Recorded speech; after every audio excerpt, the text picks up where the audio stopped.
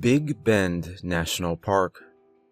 The sign announced my arrival in a familiar font of all official Park Service communication. The ranger's booth beyond it grew large as I approached. I slowed down to halt alongside the squat yellow hut and paused my podcast. "Afternoon, friend." The attending ranger greeted me with a bored smile that reached barely to the corners of her mouth. I nodded my head in response. "Entrance fee increased to $30 this year," she intoned. "We can take cash or charge." I fished my wallet from the backpack on the seat next to me and handed her 2 20s. She returned a 10, but kept a hold of the bill as she handed it through the window. "Be safe out there." We locked eyes, and she fixed me with a meaningful glare that seemed to say she was more concerned with my behavior than my safety. "And don't talk to the animals." She relinquished the change. I shook my head, marveling at the strange warning, and drove on, hitting play on my phone. "Indeed, listener, it's best if you don't acknowledge these creatures at all." The podcaster pronounced this final sentence of the program in a tone that he no doubt imagined to convey solemn gravitas. Cheesy music and a cheap howling wind sound effect signaled the end of the episode. I fiddled with my phone, tapping into a playlist I'd labeled Old News. The Eagles crooned back at me. The sound cut out. I wrestled with the auxiliary cord that connected my phone to my car speakers and glanced at the home screen. No service. I stared at the now useless brick for a moment before turning my attention back to the road in front of me. Without my primary source of entertainment, I scanned through the radio stations, hoping to find something other than the breathless preaching that dominated the airwaves outside of the state's major population centers. I found only static. Admitting defeat, I turned my focus from the dashboard to get a proper look at my surroundings. Tall yellow grass grew mysteriously from rocky soil that did not appear capable of supporting life. Crooked trees, all limbs bent at impossible angles from the terrain. The scrubland, dotted with cacti, gave way to jagged mountains that stretched far into the horizon, and foliage seemed to grow thicker with elevation. Across the alien landscape, tiny roadrunners bolted back and forth, chasing some elusive prey on their impossibly fast little legs. Or, I chuckled to myself, perhaps they were eluding a dim-witted coyote. My car jolted as if I'd hit a pothole. The explosion of feathers across my windshield, however, indicated that the bump had not been the result of a shortfall in the park's maintenance budget. I cursed aloud. The view had distracted me. I resolved to focus on the road rather than the environment, figuring there'd be time enough to appreciate the majesty of nature during my hike. A nearby sign indicated the Lost Mines Trail, my destination, to be several miles further. After another eerily silent half an hour on the road, I reached the trailhead. A smiling older couple, each wielding 2 walking sticks, lumbered off the path as I pulled into a nearby parking space. I collected my phone from the dashboard and my backpack from the seat next to me, along with my boots from the floor.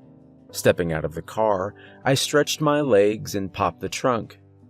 The older gentleman, presumably husband to his hiking partner, walked around behind my car and greeted me with a friendly wave as I sat to change my shoes. "Looks like you'll have the trail to yourself this afternoon, pal." He flourished his hand magnanimously at the empty parking spaces around us. "Oh, you didn't see anyone else out here?" I pulled on my dusty brown boots as he shook his head. "Nope, just that old boot over there." He gestured towards his wife. I laughed, as if his joke had been funny, and double-knotted my laces. "You have the most beautiful eyes," croaked the old woman, cued by his gesture. "You just don't see that color blue every day." I chuckled and thanked her. "You folks have a good evening now." I said. Shouldering on my backpack, I pulled my hat low over my eyes to keep what I now realized to be a blazing afternoon sun off of my face. The blue of the hat's brim now occupied nearly half of my visual field, and it obscured the old folks as I waved. "You too, young fella." I looked up to see the old man return the wave and stump back to his wife beside their Prius. Watching the hunched gentleman labored across the mere feet of the parking lot, I marveled that he'd been able to complete the trail's steep climb. Maybe the couple had kept their walk short. In any event, I set out toward the path. The first mile or so of Lost Mines proceeds mostly uphill. Bristly flora frame the entire trail, and the low bushes make it easy to forget that the path winds through the middle of the desert and not somewhere more hospitable. As the trail's switchbacks carve their way up the mountain every few hundred yards, a clearing in the foliage reveals a sweeping view of the surrounding landscape. I covered this first stretch in a little less than half an hour. Hoping to capture the scenery for a new computer background, I paused in one of these gaps in the foliage and pulled out my phone. The vista proved hard to photograph though, and my efforts resulted in only a single passable shot. I dropped my phone back into my pocket and unscrewed my water bottle from the strap of my backpack. I took in the scenery as I drank. A snuffling sound interrupted my commune with nature. My stomach dropped, and I spun my head in search of the noise. I'm a big guy, but I'm hardly a match for the black bears that frequent this part of the park. I spotted it to the left. A coyote. I froze and watched the creature emerge from the bushes. It had its back to me, and its head in one of the prickly bushes off the trail. It continued snuffling around in the foliage, but its rummaging was bringing it closer to me. I slowly screwed the top back onto my water bottle. Coyotes don't usually attack people. But in an emergency, I could use the mostly full bottle to bludgeon the beast. The coyote raised its hand and froze. It sniffed the air. Slowly, it turned to face me. I locked eyes with it. The creature looked wrong. It seemed almost to have two snouts, one on top of the other. The deformity looked like a video game rendering error of the sort that makes a virtual plant disappear into a wall and come out the other side. Like one snout had incorrectly rendered inside the other, and a tiny bit of the duplicate, just the nose, was poking through the coyote's face. I stared into the creature's wide, dark eyes for what felt like hours. Its noses twitched, both of them, as it sniffed the air. "Easy, boy." I muttered the words to the creature in what I hoped to be a slow, calming whisper. "Take it easy." The beast stared. I didn't move a muscle. Then, the coyote cocked its odd head to the side, and quickly, so quickly that I still questioned whether it had happened at all, the coyote winked. Behind me, a branch snapped and I spun. Finding nothing, I turned quickly back to the creature, but it was gone, scared away, no doubt, by the noise. I was breathing heavily, far more heavily than my brief hike up the trail merited. It took a moment to collect myself. I'd seen deformed animals before, goats with extra legs, deer with stubby little antlers. This coyote was just an accident of birth, the product of a twisted genome. Surely it hadn't actually winked at me, and even if it had, it was an animal, so it couldn't have been communicating anything with a minor twitch. I carried on up the trail, but the image of the coyote and its bizarre double snout stayed with me. Around mile 1.5, I reached another clearing. On the left-hand side of the path, This rest stop featured a bench carved from one of the sharp little trees. I paused briefly to tighten the laces on my boots and take a sip from my Nalgene. As I screwed the cap back on, movement from the corner of my eye caught my attention. I spun, half expecting to find the coyote staring back at me. Instead, I found another hiker passing me on the trail. He was descending, heading the opposite direction from me. The man wore brown hiking boots that rose to mid-calf. Gray socks extended from underneath, just a bit further up his calves, ending below olive green work shoes the same color as my own. Unlike mine, however, his shorts lacked the little loop from which someone using them for manual labor might hang a hammer. They also lacked the little yellow C that marked the brand on the back right pocket. His blue baseball cap was pulled low enough that I didn't get a good look at his face, but I noticed that his gray t-shirt seemed entirely free of sweat. The man raised a hand as I turned, though didn't say anything. "How's that last stretch?" I asked as he passed to my right. "Easy." He rumbled the word in a deep baritone, not much louder than a whisper, drawing it out into a languid assurance. He continued down the trail. "How's the view?" I asked to his back. "Easy," I heard again in the same slow whisper before the hiker disappeared around the next switchback. I shook my head, not sure I'd heard the guy correctly, as I gathered my belongings and finished lacing my boots. The sun was beginning to sink. I reached the trail's peak a little less than a mile later and was greeted by a sweeping view of the surrounding desert. By then, a brilliant sunset painted the desert, and I marveled at the view for nearly 20 minutes. As I made my way back down the trail, the temperature dropped with the sun. A cloudy evening obscured the views I'd enjoyed on the way up, and by the time I'd reached halfway down the trail, I had to use the flashlight on my phone to light the path in front of me. Hiking at night is always unnerving. This wasn't the first time I'd been caught out on a trail after sundown, and the desert path was much less intimidating than some of the more heavily wooded trails in the other parks I visited.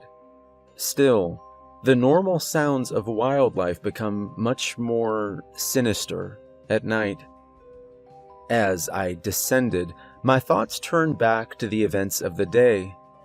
I'd woken up at the crack of dawn to make the long drive. I didn't mind road trips, but the space between Austin and Big Bend was just empty.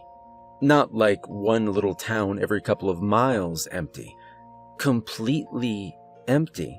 Bring a spare can of gas and make sure you fill up every time you see a station empty. I'd really plumbed the depths of the podcast universe, and even my favorite programs had run stale by the time I'd reached the welcome sign. What was it the ranger had said to me? Don't talk to the animals? I suppose a person has to be a bit odd to become a park ranger anyway, especially one way out here in the middle of nowhere. Still, strange thing to say. The memory of the odd warning brought to mind the coyote with its warped system error snout. I shuddered at the image. A branch snapped to my left. Wind whistled through the bushes. I sped up. A rock had found its way into one of my boots, and I bent to fish it out. The wind was whistling again. I held my phone in my mouth as I pulled one of my socks higher to make the boot a bit more accessible. The laces had loosened over the course of the day, and I could fit a finger down to the sole. I found the pebble and worked it out of my shoe with my index finger. I rolled it just past the top lace, near the middle of my calf. It was difficult to see the little gray stone. It matched the color of my socks nearly exactly, and the low light didn't help. I managed to grab it before it could fall back into my boots, though, and tossed it into the brush along the side of the path. It made a small click as it landed. I stood and continued. I didn't get more than a few steps before I felt a tiny impact on the side of my leg. Assuming I'd kicked up a stick as I'd been walking, I carried on. After another few steps, though, I felt another pebble in my boot. This one hadn't gotten deep, and I didn't need my light to fish it out. I held it between my index finger and thumb. This one, too, matched my socks. I tossed it as I had the other and carried on. A few steps later, I felt another impact, this time at my ear. A bug, surely. I paused briefly before speeding up. Crickets buzzed loudly, and their nighttime whine seemed to come from every direction at once. A branch snapped. I was nearly jogging by the time I heard it. Easy. Slow, deep, quiet, so quiet, I couldn't be sure I'd heard it at all. I broke into a run. All around me, the trail seemed to come alive. Branches snapped, and the wind rustled, and crickets whined so loudly, it was nearly deafening. My phone's light bounced as I ran, and my backpack jostled uncomfortably on my back. A root caught my foot. I threw my hands out to break my fall. The trail's tiny, sharp rocks dug painfully into my knees and my palms as I hit the ground. I scrambled to stand, but as I looked up, I found myself eye level with a pair of brown hiking boots. Easy. On my hands and knees in the dust of the trail, bleeding into the grit, I froze. Strong hands hoisted me from the ground, and I could do nothing but allow myself to be lifted.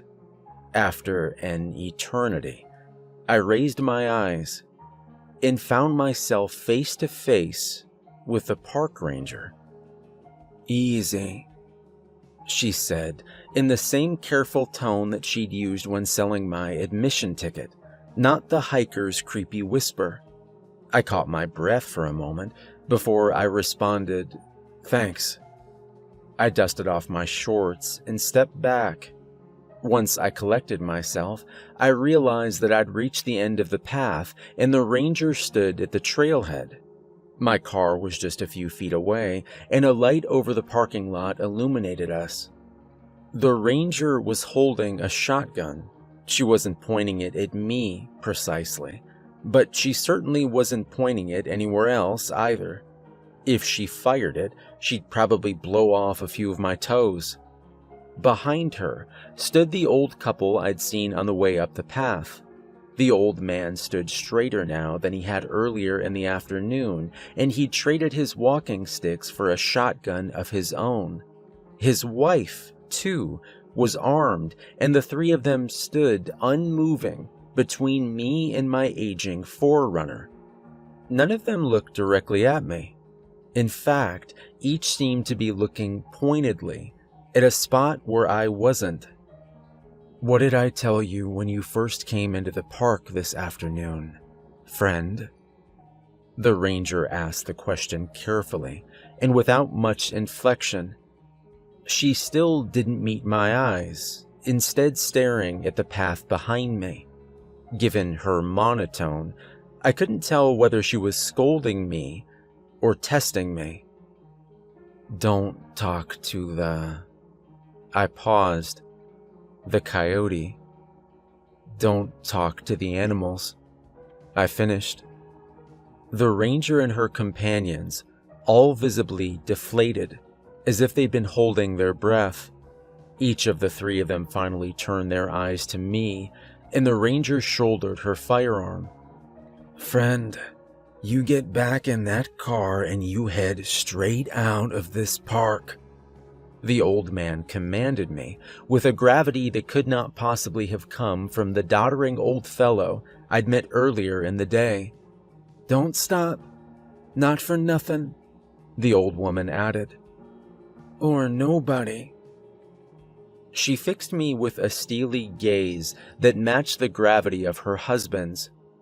"Not until you're out of the park."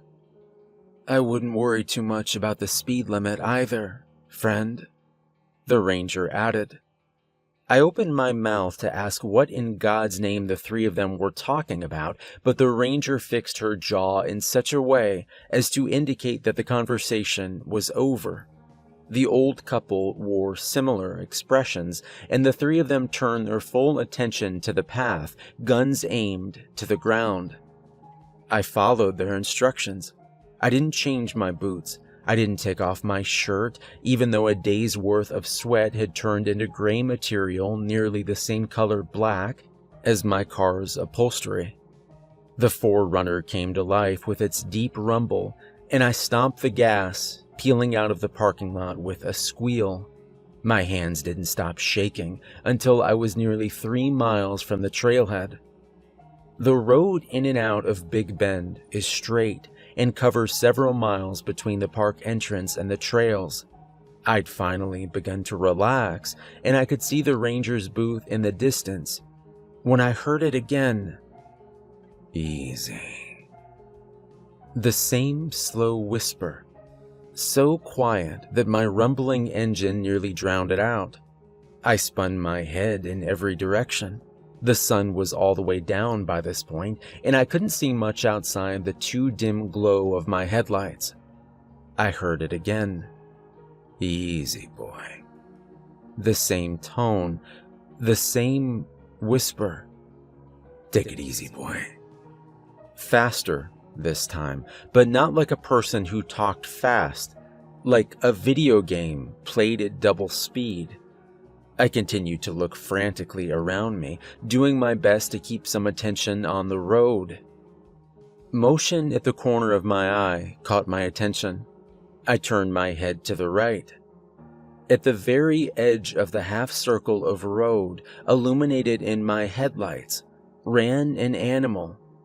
An animal that looked like it had 2 snouts, one on top of the other. I stomped the gas. Easy. Loud, deafening, but still soft somehow, like the recording of a whisper played at full volume through an expensive sound system. The ranger's hut grew larger in the distance. I kept my attention on the road in front of me, but from the corner of my eye, I could see that the coyote, the whatever it was still right on the edge of my headlights. I chanced a look at it, only for a moment. The sight still haunts me. On the edge of the road, just outside the light of my headlights, ran the coyote on its hind legs. Its twin snouts foamed and its mouth yawned open. As it panted, the creature's jaw opened wider than any natural being's ought to, and row upon row of human-looking teeth hung nearly to its chest, a chest that seemed to be wearing a gray t-shirt, but not wearing it precisely. Rather, the shirt seemed almost to grow from the creature's body, giving way seamlessly to the patchy fur of its arms and stomach. It turned its head and looked directly at me. Its eyes were no longer the white-brown eyes of an animal, but rather piercing blue eyes, like a human's, like mine. The coyote winked. I tore my gaze from the abomination to spare a glance at my speedometer. I was going 87 miles per hour. I willed the aging SUV to go faster, faster than it had any right to go, faster than whatever was keeping pace with me out my window. I stole another glance at the creature. As I turned my head, I saw the beast stop. Not slow down, stop. Completely. As if it had run into a wall. I whizzed past the ranger's hut and then the welcome sign, and didn't ease up on the gas until both were firmly in my rear view. But I heard it again. Take it easy. I slammed on the brakes, and I could smell the rubber burning under my tires. Don't let the sound of your own wheels make you crazy. The Eagles crooned from my car speakers. I had service again. The song had carried on right where it had left off as my phone picked up a signal. I put the old SUV in park right there in the middle of the road. Tears ran freely down my cheeks and my hand shook so violently I couldn't have driven the car if I'd tried. I don't know how long I sat there, parked in the middle of the West Texas highway. Minutes? Half an hour? Hours? Once I'd pulled myself together, I called the Marfa Hotel where I'd intended to spend the night and canceled my reservation. I drove straight home, through the night and into the morning. I stopped only for gas and hardly took a breath until I reached my Austin apartment. I double-locked the door, pulled the blinds closed, and collapsed, exhausted, into my bed. I'm still not sure just what the hell I saw out there in the desert, but the next morning, I had the thought, for the first time, but certainly not for the last, that maybe the national parks aren't just there to preserve natural beauty.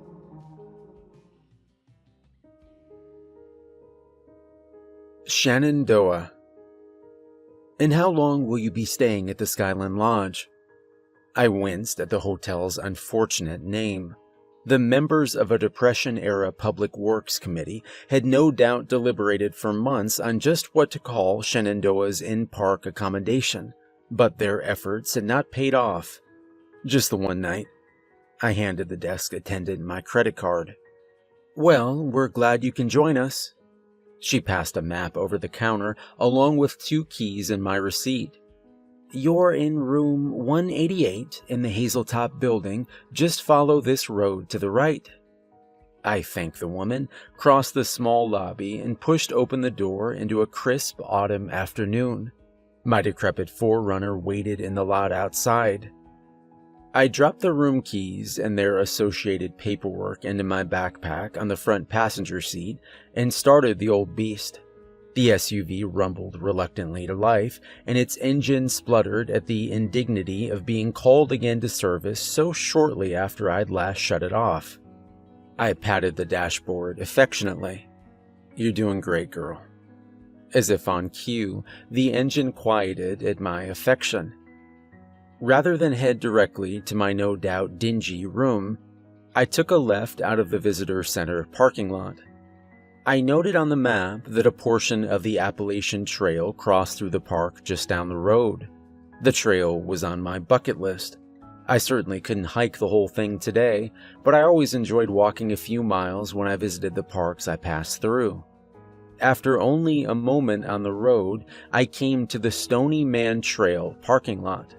The area provided little more than a dusty shoulder off the main road, so I found a hospitable section of dirt to park the Forerunner. I opted to leave my backpack and boots in their place on the passenger seat, but decided to take my hat. As I unsnapped it from its place on my backpack strap, I remembered the cooler just below the seat. A lifetime ago, a college girlfriend had painted its top to mimic a brown wicker weave. "A picnic basket for your next hike," she'd teased. A gift from a beach trip we'd taken with friends, the cooler lasted far longer than the relationship, and I'd filled it with sandwiches before departing from my Washington apartment. I lifted its lid, digging past a cold pack to fetch a foil-wrapped turkey and Swiss. I stuffed my lunch into my back pocket and left several sandwiches and a sports drink for my return. The Stony Man Trail climbs gently uphill through 1.5 miles of dense woods. About halfway through the hike, the white blazes of the Appalachian Trail give way to blue swatches that mark a path to the summit. Autumn had decorated the Shenandoah foliage in brilliant orange, red, and green, and I found myself so caught up in this natural fireworks display that I nearly missed the turn. I managed to tear my attention from the trees for long enough to find my way, though, and after about half an hour of hiking, I reached the summit. Below me, the Shenandoah Valley stretched in every direction. Farmland checkered the countryside, creating a haphazard patchwork of wheat-brown, rolling green hills and brilliant autumn color.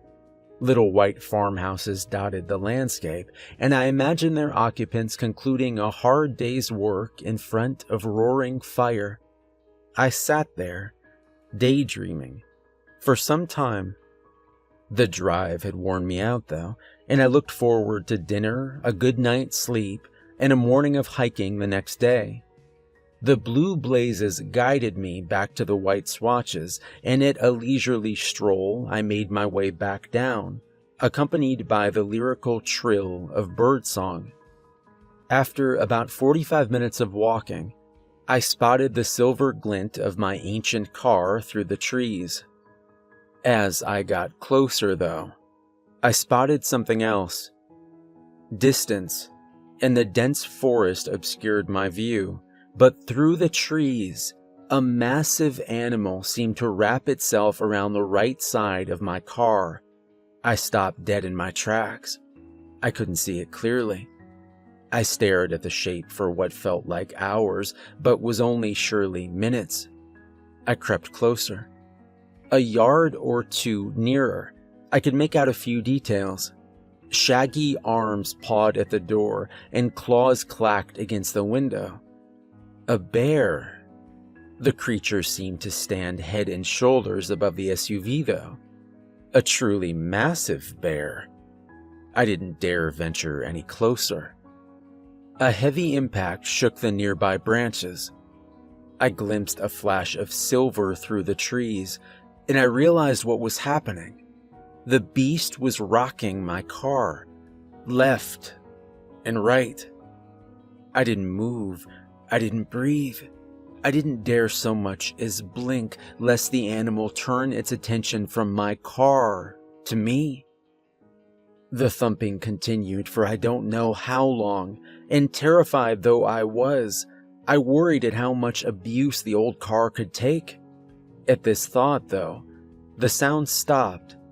I couldn't see the black form through the trees anymore, but I also couldn't be sure it was gone.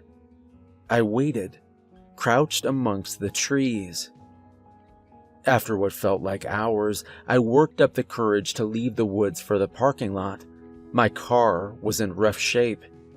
Long scratches marked the windows, and the already battered exterior now sported several new, deep dents. I unlocked the door and climbed into the driver's seat. Turning the key in the ignition, I prepared myself for the worst. The Forerunner roared to life. Its engine thundered more vigorously even than it had when I left the lodge, as if the car was celebrating its own survival. I drove carefully back to Skyland, half expecting the bear to leap from the woods along the way. I made it back to the Welcome Center without incident, though, and parked the Forerunner in the same place I'd left it when I checked in. I figured that I ought to report the incident to a ranger, and I went inside to find one. The desk attendant was nowhere to be found. I poked around the lobby, passing a smattering of old couples and young families, but no ranger. A sign indicated the Mountain Tap Room to be around the corner. I followed it, telling myself I'd report the bear tomorrow. The restaurant was small, just a few square tables scattered across the floor, and a small bar, all decorated in dark rustic wood. A young family sat at one of the tables, and the only other patron was stationed at the far end of the room, chatting pleasantly with the bartender. I parked myself 2 stools down from him. The man wore a red, gray, and green checked flannel shirt and a pair of faded light blue jeans. He sported salt and pepper black hair, cut near to a buzz on the sides. His hands, resting on the bar, were tanned, and while I couldn't see his palms, I knew they'd be calloused. He turned part of the way to me as I sat. I could only see his face in profile, and the partial view did not betray an age. He could have been anywhere from 30 to 60. "Evening, bud," He raised his beer. I lifted a hand in return, but didn't say anything back. I scanned the short menu as the bartender made her way to me. "What's it gonna be?" She asked for my order politely, but didn't offer a smile. "Three Rivers Belgian." I selected the draft randomly from the list of unfamiliar beers. "And a burger as well, please." She poured the drink and handed it over the bar. I nodded my thanks. "You spend a lot of time in the parks?" asked the man in flannel. He spoke in a confident baritone that immediately disarmed my usual hesitance to strike up conversation with strangers. The image of a coyote with two snouts flashed, unbidden, through my mind. In the years since I'd visited Big Bend, that night's events had faded into memory. The steady march of time, coupled with a busy life and a cross-country move, had reduced the horrifying experience to little more than a distantly remembered fever dream.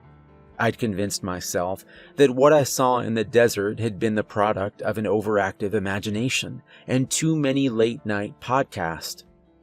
I banished the image from my mind and answered the question. "I grew up hiking them." He turned more fully to face me. "My dad was a ranger before we came along, so he used to take us all around." "Can always spot a friend of the parks," he responded, pronouncing the phrase as if it were an official title or a military rank. "Cheers." We tapped our mugs. "How are the trails?" he asked. My rocking car returned immediately to the front of my mind, and before I could think better of it, I told him about the experience. "Saw a bear out by Stony, man. Damn thing almost ripped my car in half." By this point, he turned in his stool to face me with his whole body. He raised his eyebrows, but his ageless face remained otherwise impassive. "You didn't leave food in the car, did you?" he asked. I cursed myself internally, remembering the cooler. Damn. I spoke as much to myself as to him. I suppose I did leave a couple of sandwiches in the cooler, didn't I? I knew better. His expression didn't change. "Did you get a good look at him?" He fixed me with an intense but unreadable stare, and I noticed that his eyes were nearly the same shade of gray as the hair at his temples. I shifted in my seat. Only through the trees. Couldn't see him all that clearly. He was big, though. A good bit taller than my car on his hind legs. The man wrinkled his brow and looked away for a moment before turning his gray eyes back to me. "Did you see his feet?" "Excuse me?" Surely I'd misheard him. "Did you see his teeth?" I let out a breath. The question was still strange, but at least it made proper reference to animal anatomy. No, couldn't bring myself to get close enough. I chuckled at my own cowardice, but the man didn't return the laugh. He looked at me a moment longer and opened his mouth to speak. Whatever he'd been about to say, though, he thought better of it. He turned his attention to the bartender. "Close me out, Katie." She nodded and began printing his check from the register. She brought his bill in a plastic tray, and he signed the receipt. "I'm gonna head out for the evening, pal. You make sure to report that bear to a ranger tomorrow." He didn't look at me as he spoke, and he was gone before I could return the farewell. I watched him go. Katie brought my burger, and I turned my attention to the food, putting the brief conversation out of my mind. A wave of exhaustion hit me nearly as soon as I finished the burger. The drive from DC, the hike, and an adrenaline hangover from my bear sighting combined all at once, and it was all I could do not to pass out on the bar. I closed out my tab and shuffled out to my car where it waited in the parking lot.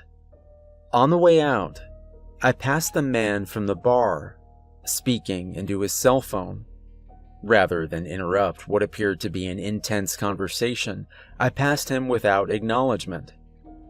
A brief drive brought me to the Hazeltop. After finding a place for the Forerunner outside, I gathered my backpack and hauled the cooler from its place on the passenger side floor. I found room 188 just up a set of outside stairs and juggled my belongings, trying to hold my backpack, cooler, and keys, all while unlocking the door. I managed to shoulder my way into the room, and the awkward shuffle brought me in backwards. I dumped my belongings on the floor and collapsed, thinking only of sleep, to the room's single bed. I woke with a start some hours later. I'd fallen asleep in my clothes. I climbed from the bed, peeled off my jeans, tugged my musty t-shirt over my head, and stumbled to the bathroom. I considered showering, but told myself I'd do so in the morning. I rubbed my eyes as I shuffled back towards my bed.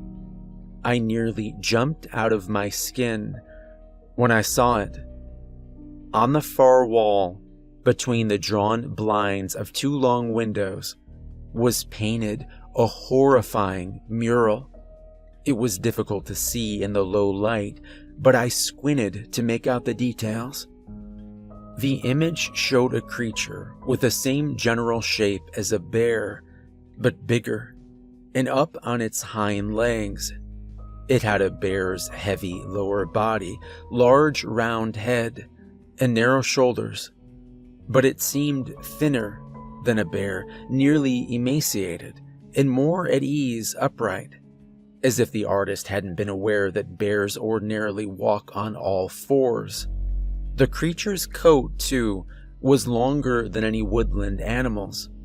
Matted black fur, almost like human hair, covered the beast head to toe, except in a few mottled patches that exposed shiny, twisted skin, like burn scars.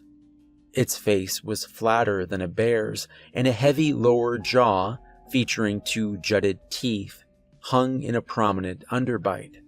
For whatever perverse reason, the artist had included a shiny dribble of drool at the corner of the creature's mouth. I stared at the image, unmoving for a moment.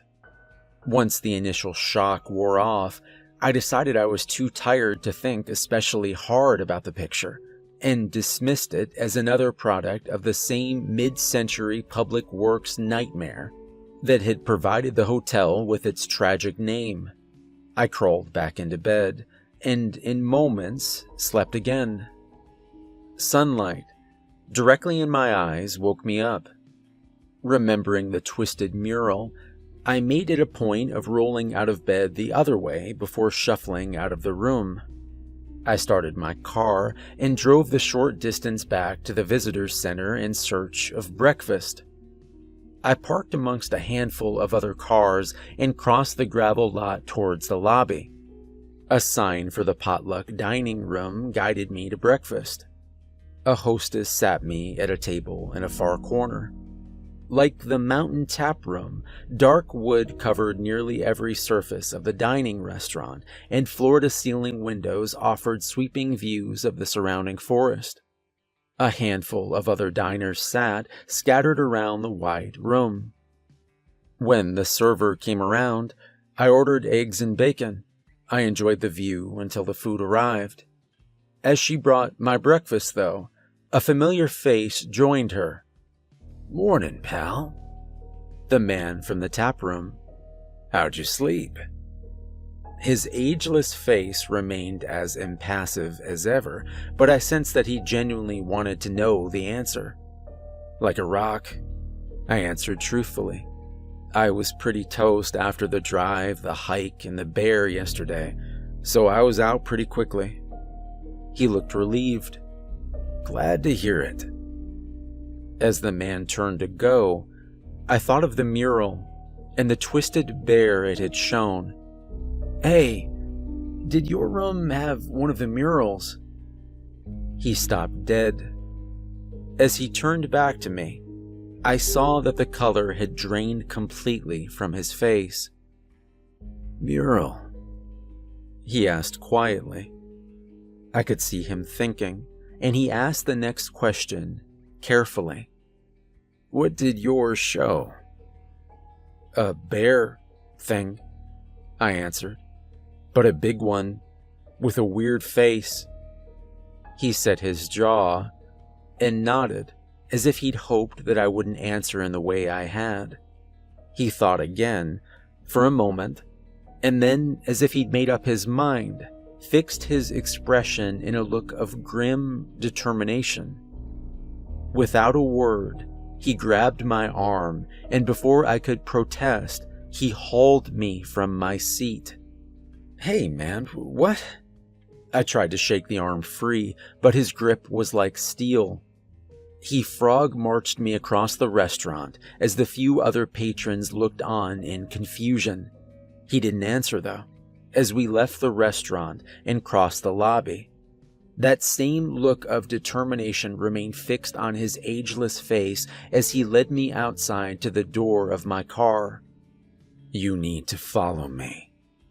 He issued the command with authority, and before I could protest or ask just what exactly was happening, he turned and began jogging across the parking lot to a bright red pickup truck. I thought of Big Bend and the old couple, and when he peeled out of the lot, I followed. The red pickup truck sped up as we crossed onto Skyline Drive. Trees, hills, and fall foliage whipped past me as I forced my decrepit SUV to keep pace with a much newer car in front of me. After only a few moments on the road, red and blue lights filled my rear view, and the wail of a siren drowned out the Forerunner's struggling engine. I slowed as what I assumed to be a park ranger approached. A horn blared. I looked again to my window. The ranger drove only a few feet behind me, and I could make out his brick jaw, dark-tinted aviators, and Smokey the Bear hat on the dashboard. He shook his head, waving a hand forward in a keep-going motion. Soon, he overtook me, and as he passed, I noticed that he drove not the usual white and green park service car, but an unmarked gunmetal gray pickup SUV, with a siren mounted to the roof. The ranger passed me in the red truck, siren still blaring. The red pickup crossed into the left lane, and its driver waved for me to pass, indicating that I should continue to follow the ranger. I kept pace with the flashing lights, and the pickup crossed back into the right lane behind me. The three of us continued in this formation for miles, as the ranger led us on a harrowing cannonball run of the scenic highway. The famously winding road twisted and curved through the park, and every time we sped around a curve, I feared that my aging Forerunner would flip. I remembered the drive from the park entrance to Skyland taking around an hour. The three of us covered the distance in nearly 20 minutes. The ranger didn't slow until we'd passed the entrance hut. The white and yellow entry barrier was conveniently thrown up by the time we passed. He pulled over to the side of the road once we'd left the park. I did the same, as did the red pickup behind me. The ranger opened the door and stepped out, carrying my backpack. My hands shook as I opened my own door. The terrifying drive had required 100% of my focus, and I'd hardly had a moment to think of what exactly to say. I wanted answers, though. What the hell? I yelled the words at the ranger, gesticulating wildly as I did. He stared, impassive, his expression unreadable behind the tinted aviators. The other man had also stepped from his red pickup and joined us by the side of the road. The two shared a meaningful glance. I looked frantically from one man to the other, searching both of their expressions for some explanation, some reason why I'd been escorted from a national park at 75 miles an hour, first thing in the morning, while my belongings sat in my hotel room. The ranger took off his sunglasses and looked me in the eye. The other man put a hand on my shoulder. Both stood in front of me. I stared. "You told me about a mural in your room, friend." The gray-eyed man said this slowly, almost sadly. The men shared another look, and the ranger followed up. "Pal, the rooms in Skyland don't have artwork." He trailed off, looking to the trees, then turned back to me. "Your room didn't have a mural." We locked eyes. "It had a window." It took me a moment to process his words. I looked again, from one man to the other, but found nothing by way of explanation in either face. The image of the twisted bear creature came again to my mind. Its cruel fangs, its long claws, the drool at the corners of its mouth. I thought again of my car shaking the woods and the black form that had wrapped itself nearly around the vehicle, clawing desperately at its window. My stomach dropped, and I thought for a moment that I might lose my breakfast on the ranger's boots. The two men stared. "Head straight on home, pal." The ranger looked almost sympathetic. "And I wouldn't plan any more trips to Shenandoah." He turned towards his car, and the man in flannel followed suit. "Wait!" My voice cracked as I yelled the final word, but I didn't know what to ask. "Do you have my cooler?" I finished lamely, and he turned back to me. "That's staying in the park, friend." He smiled and shook his head. "I hope you didn't have anything too valuable in there." He turned again, and I could tell the conversation was over. The gray-eyed man climbed back into his truck, and as I watched, the two men turned and drove slowly back into the woods. The drive back to Washington was quick. Once I turned off the engine in my old 4Runner, it never started back up again. The bear, or whatever it was, coupled with the furious flight down Skyline Drive, had finally been too much for the old girl. And that night, as I tossed and turned in my bed, high above the noisy streets of the nation's capital, I thought again, more sure this time, that maybe the national parks aren't just there to preserve nature.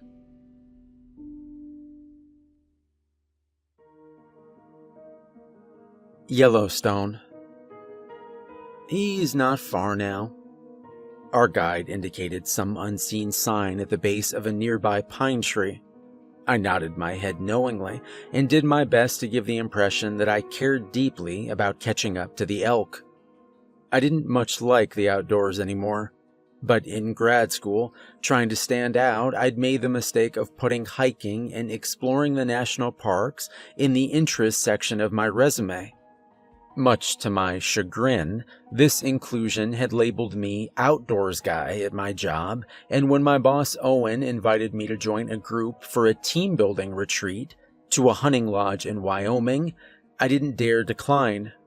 So I found myself hefting a hunting rifle through the Wyoming woods in a light October snow and wanting very badly to return to my cabin. "What'd you see?" Owen's question snapped me out of my rumination. "Tracks," the guide responded. "Pretty fresh." My boss lit up in a wide smile, eager, no doubt, to return to our group with a trophy. "How far do you think he is?" "Can't say for sure." The guide looked off into the distance. "Close enough that we'll keep going on foot." I looked begrudgingly back at the gray pickup truck we'd left behind. Owen, several years older and decidedly soft around the middle, looked equally despondent. We continued through the trees, quiet for a few moments, until Owen's warm baritone again broke the silence. "So you've been out here long?"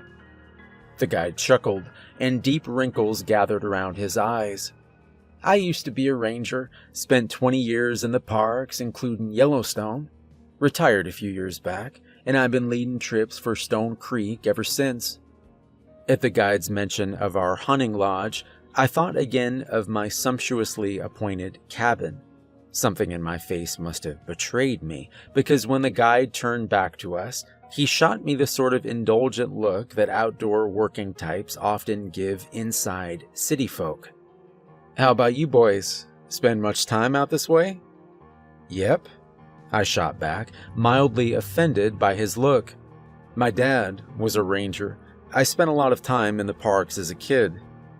The guide paused and seemed to reevaluate for a moment. He stared at me, as if searching my features. But just as he opened his mouth to speak, Owen interjected with another question. "I hear some spooky stories coming out of the parks." My boss looked expectantly back to our guide. "People going missing, that sort of thing. Did you ever see anything strange out there?"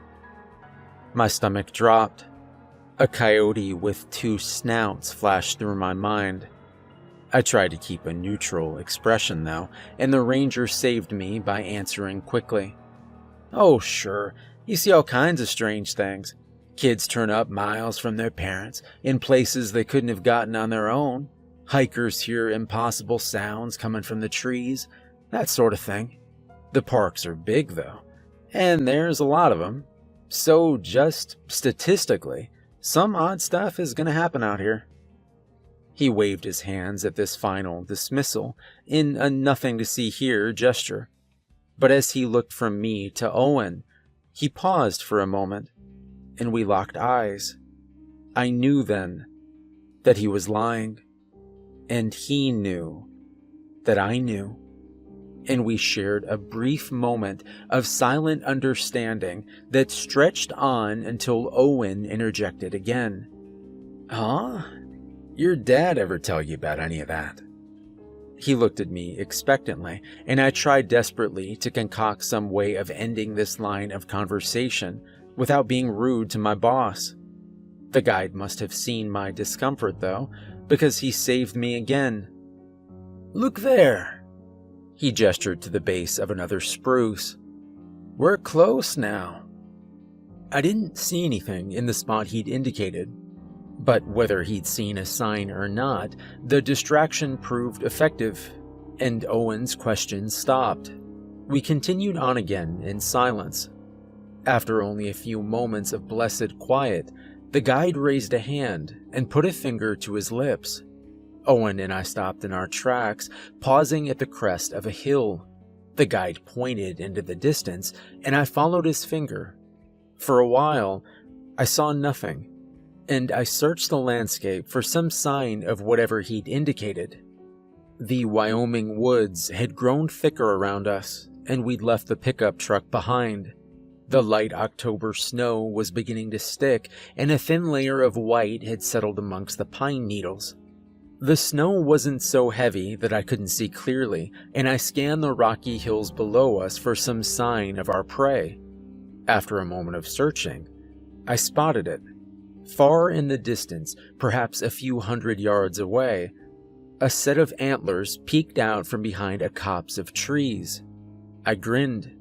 Frightened though I might be now of the outdoors, I'd truly loved nature for most of my life, and the prospect of landing a big bull elk still excited me.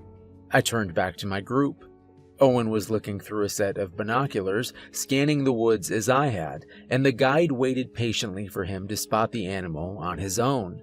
On cue, the shrill call of a bull elk sounded through the trees. If you've never heard an elk's bugle, the sound is equal parts comical and terrifying. The creatures call out in a high, piercing whine that, depending on the animal, can almost sound like a screaming child, the screeching brakes of a poorly maintained car, or the whir of machinery. But the sound is distinctive and unmistakable. You know it when you hear it. Owen looked down from the binoculars, and while I suspected he hadn't spotted our quarry, He seemed satisfied that we were on the right track. Our guide pulled a long tubular call from one of his many pockets and put it in his mouth. As he blew, a similar sound, nearly identical to the call we'd just heard, echoed forth. His call was followed by another bugle, and the three of us exchanged excited looks. We trekked silently through the trees, down the hill, and towards the spot where we'd seen the antlers. And as we got closer, our guide put up a hand to stop us. "All right," he whispered. "We're getting close enough that we might be able to take this guy. But if anyone asks, we got him a few miles back the way we came from." Owen and I didn't answer, but our puzzled expressions must have been clear enough because the guide quickly answered our unspoken question. "You're not allowed to hunt in Yellowstone. I think we crossed into parkland about a half-mile back."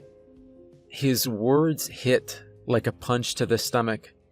The excitement of the elk hunt evaporated, and I felt only a sinking, creeping dread. Since Shenandoah and a mural that wasn't a mural, I hadn't dared to venture even close to the parks. In fact, I'd done all I could to avoid them, declining invitations to go hiking or camping at every turn. But here I was, years later, back in one of the godforsaken national parks. I stopped involuntarily.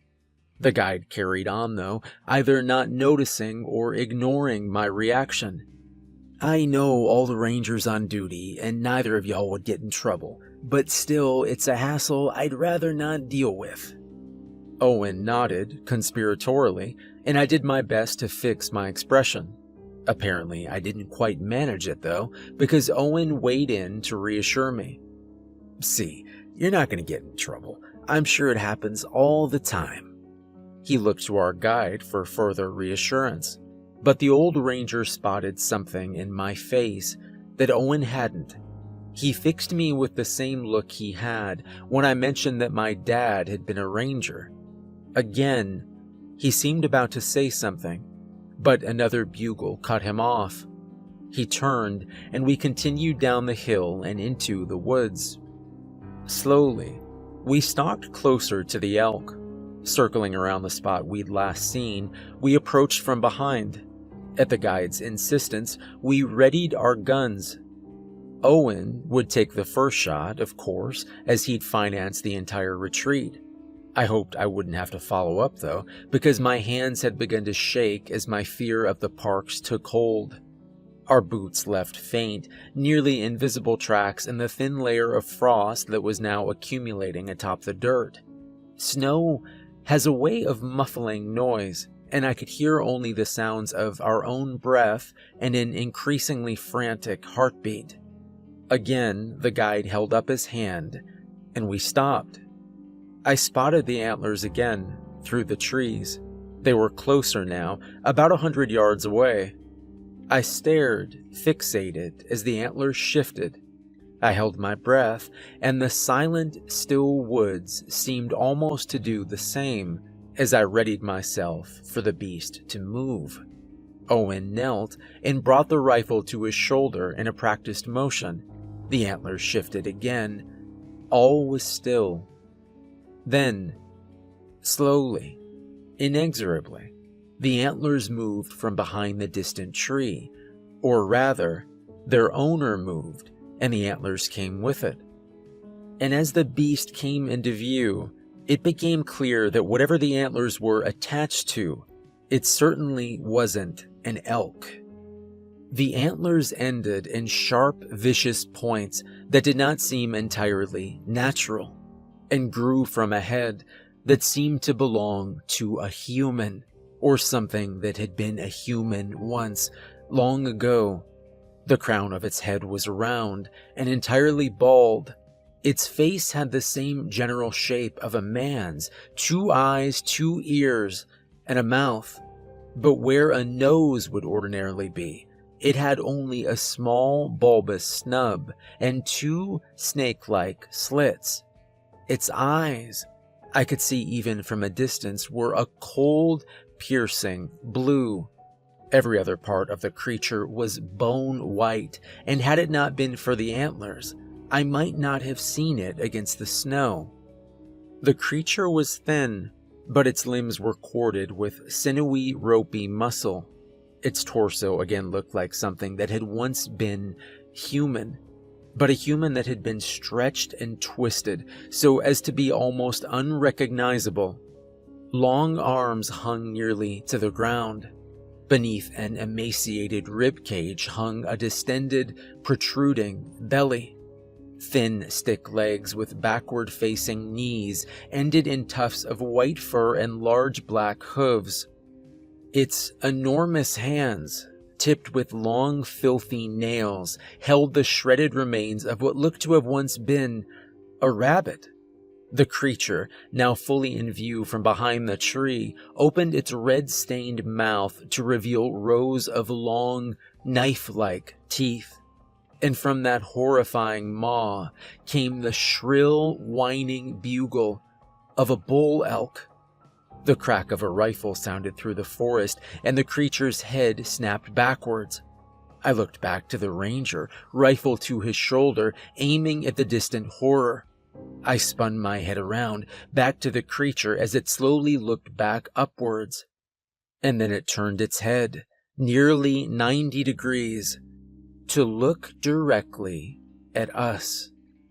Shit. The ranger's quiet curse snapped me out of my daze. Owen, too, stood now and looked frantically to our guide. In the distance, the beast dropped to all fours. Run. The simple command was all I needed. I turned and bolted back in the direction we'd come from. My rifle jostled uncomfortably against my back, and as I sprinted, I shrugged out of its straps and left it on the path behind me. Ragged breath and pounding footsteps told me that Owen and the guide followed closely behind me. I willed my legs to move faster. Only once, briefly, did I chance a backward look. The beast had covered the distance between us in impossible time, galloping on all fours in a frenzied, loping sprint. It was so close now that I could see shreds of rabbit in its teeth and across its mouth. The guide sprinted just behind, but as I turned, he paused to lift his rifle again. I saw Owen, too, sprinting behind me, red-faced and laboring up the hill. The abomination was nearly on top of him. I saw the fear in his eyes, as he no doubt heard the monster following closely on its heels. The crack of a rifle echoed through the woods. A muffled curse followed shortly after, and Owen's pitiful cry came next. "Help me," he called out, and his warm baritone wavered with fear. I'm ashamed to admit it, but in that moment, a single thought rang clearly through my mind. I didn't have to be faster than whatever was chasing us. I only had to be faster than Owen. And I was. From behind me, a thump, a wet ripping sound, and a horrific, tortured scream confirmed it. The guide's muffled curse followed. I didn't stop. I didn't even slow. The ranger caught up to me, sprinting to my right, and the look that crossed his face confirmed all that I needed to know. Owen wouldn't be leaving Yellowstone, alive or dead. A pounding behind me signaled the beast to be done with my boss. For now. "We're almost there," the guide screamed his assurance through ragged breath. "They can't leave the parks." I thought of a coyote sprinting on its hind legs through the West Texas desert until it stopped dead in its tracks, as if it had hit a wall. And I thought of a desperate hurdle down Skyline Drive, and I knew that the old ranger was telling the truth. So I sprinted, lungs burning, chest heaving, faster than I'd ever moved in my life, toward an invisible finish line in the distance. And I could see it. I can't explain how or why, but I saw it only a few yards away. The trees didn't look any different. The ground didn't look any different. But some instinctual part of my brain drew a line through the woods in the distance. And I knew that if I could just make it to that invisible line, I'd be safe. Drawing on reserves I didn't know I had, I sped up. I could hear the beast pounding hooves. I was so close. I could smell its rotting breath. Yards away, I could feel its labored breathing. Nearly there. I wasn't going to make it. The abomination's stench, its breath, its pounding feet, they weighed on me like a physical thing, nearly on top of me. I resigned myself to a horrific end when the ranger's piercing yell cut through my panting breath. He'd collapsed on the ground just in front of me. I reached down mid-stride, hoping desperately that I could help him as I hadn't helped Owen. But as I reached for his arm, I realized that he was grinning. I realized, too, that I could no longer feel the beast behind me. Slowly, I chanced to look backward, and I saw it only a few yards away, still and staring at me. I'd made it. I stopped and stared as the creature turned, stood back on two legs, and sauntered, almost casually, back into the woods. I knew then that the ranger had been correct, that we'd left park property, and that bound by some law I couldn't properly understand, the creature could not follow. I collapsed next to the ranger. He continued to grin madly as I splayed out, spread-eagled on the dirt. My chest heaved, and I realized dimly that my coat and pants were soaked through with cold sweat. I shucked my jacket and lay there for a moment, looking up at the sky as snowflakes spiraled softly down to earth. After a moment, I raised myself to a sitting position. I don't know quite how long we sat there, the ranger and I, staring into the woods, not saying a word. "Help me!" The desperate cry ripped through the winter air. "Help!" Again, in a familiar, warm baritone. I stood. "Help!" The ranger stood and put a hand on my chest. Without a word, he shook his head, sadly. I thought of the elk's bugle that we'd heard through the trees, and I thought of that high animal whine coming from the creature's mouth, and I thought of that tubular call the guide had put to his lips, believing that it was we who lured a wild creature toward ourselves. And I heard the voice call out again, "Help me!" And the guide turned from the woods and walked away, and I followed. We reached the pickup perhaps 15 minutes later. We drove back without a word. The ranger only broke the silence as we pulled up to the ranch. He said only that he'd fix things with his bosses and my co-workers to explain why Owen hadn't returned. I didn't ask what he meant. Instead, when we got back, I made a beeline for my cabin. I lit a log in the fireplace. I made a cup of coffee. I shed my clothes and left them in a pile on the floor, and I gathered a blanket around myself, and I sat in front of the fire, and I wept. Sometime later, perhaps only minutes, perhaps hours, a knock interrupted my sobs. I dried my face on the blanket and hastily pulled myself together. I opened the door to find the familiar, lined face of our guide. He cocked his head in a come-this-way motion, and I followed him outside.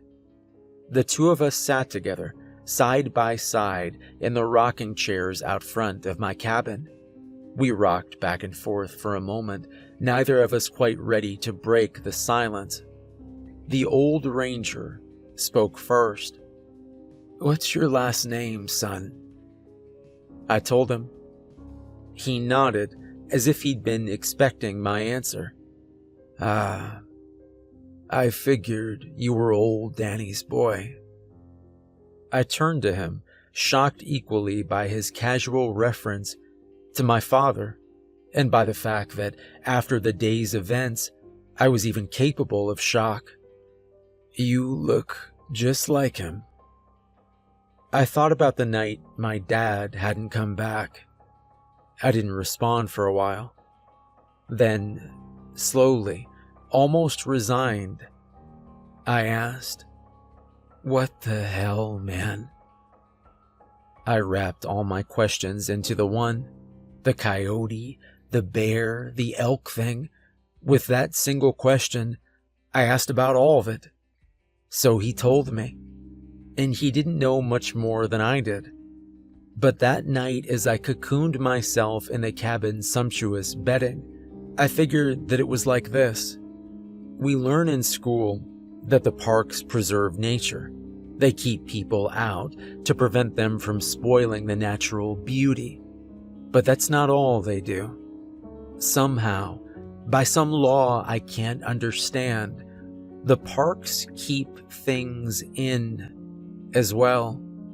And like an old couple in Big Bend, like a gray-eyed man in Shenandoah, like my guide, and like my dad, I was going to help keep it that way.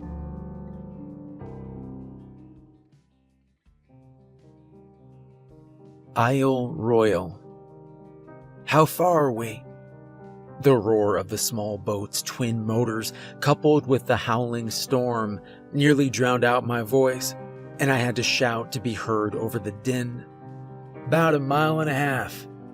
The captain's poncho whipped loosely about his body, and he squinted into the wind. Just as I opened my mouth to respond, the Park Service boat crashed into a wave. I slipped on the rain-slick deck and stumbled backwards as a spray of freezing lake water stung my eyes. A handrail saved me from going over the edge.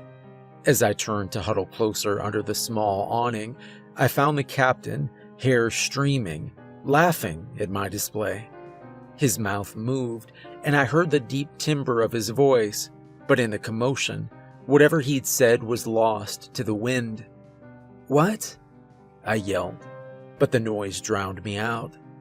The captain just shook his head, giving up as I had on any hope of conversation. I followed his lead and turned my eyes forward. Isle Royal grew large in the distance. A crash of thunder and bolt of lightning lit up the far-off pines. Twin beams of light, illuminated in the late afternoon storm, shone through the rain to signal the approaching shoreline. We rounded a jagged edge of rock into a long natural harbor, and the straight lines of man-made construction came slowly into focus. The captain slowed. "Is there anyone at the lodge?" I shouted the question, hopeful that I could now be heard over the storm and the motors. "Damn, son, you don't have to shout." He bobbed his head backward as if struck by my voice. "Sorry." I repeated the question more softly. "Is anyone stationed at the lodge?" "Nope." He kept his eyes on the shoreline ahead. "Staff is home for the winter. Park's been officially closed for weeks." I didn't respond, but my chattering teeth betrayed me. "We've got the generator running. You won't freeze to death." As if on cue, a blast of wind howled across the bow and stole the breath from my lungs. The frozen gust seemed to cut straight through my clothing, but if the captain felt the cold, he didn't react. A line of ragged wooden docks and a vaguely human form materialized in the distance. The captain guided the craft slowly towards the shore as our waiting companion came into view. "Chili?" A familiar voice called out as we slided up to the wood. Its owner ambled toward us in a shambling half-limp. The captain handed me a rope, and as we got close enough, I tossed it toward the dock. A splash, followed by a disappointed grunt, informed me that I'd missed. I hauled the dripping and now much heavier line back on board. Our guide had reached the boat by now, and he placed a leathery hand on the gunwale. "Get off that tub and tie her up." He gave the command in a familiar rasping grumble, and I scrambled to follow his orders. As I climbed the side of the boat, I paused briefly with my foot above the dock. But before I could think better of once again setting foot on national park land, the choppy lake made my decision for me. A wave rocked the boat, and the motion pitched me face down onto the dock. A chorus of old man laughter followed. I lifted myself to my knees, and a calloused hand reached down. I took it, and with surprising strength, the old guide hauled me to my feet. "The Rangers should be getting to Wendigo about now."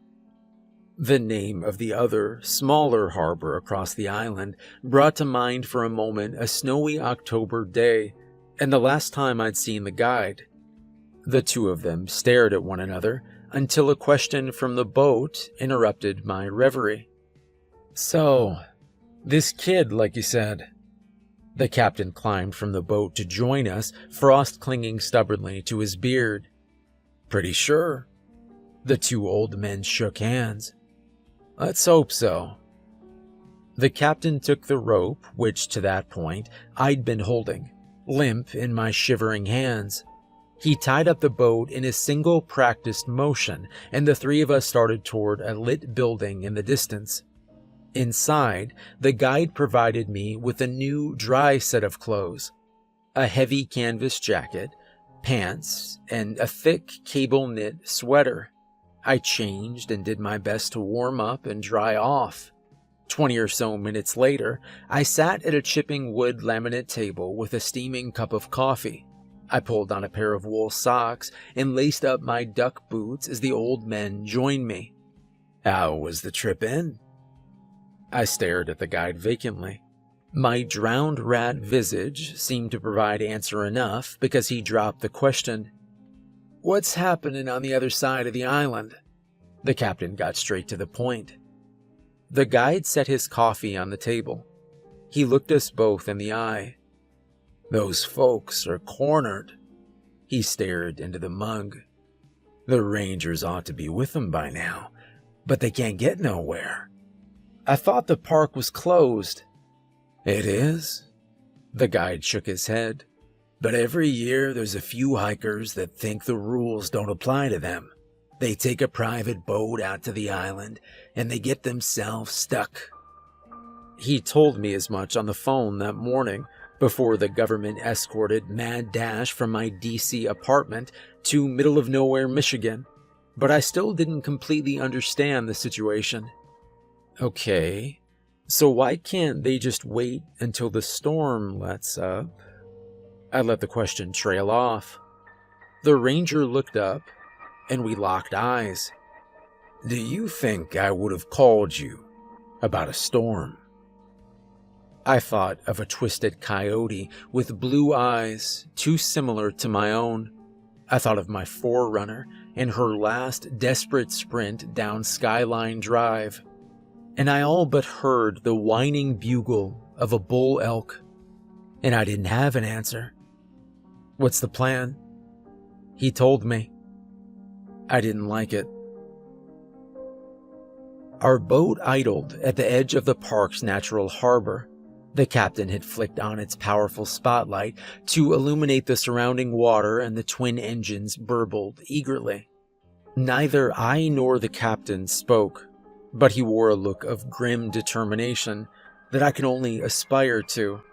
I held my blue hat in front of me, wringing its battered bill this way and that.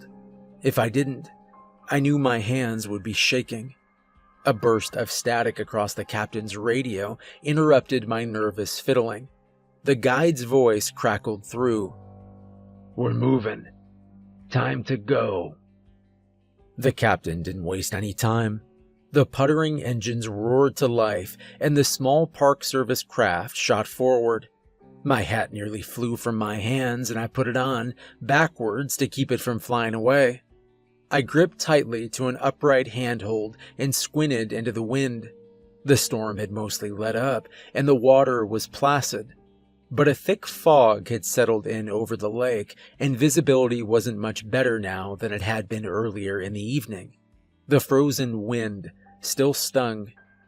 We rounded the jagged edge of the harbor, and the captain aimed the boat toward Michigan. All I could do was hold on for dear life and wait. And I didn't have to wait long. In the distance, through the gathering fog, I spotted it. It looked at first like the wake of a fast-moving motorboat, twin waves cresting in white foam.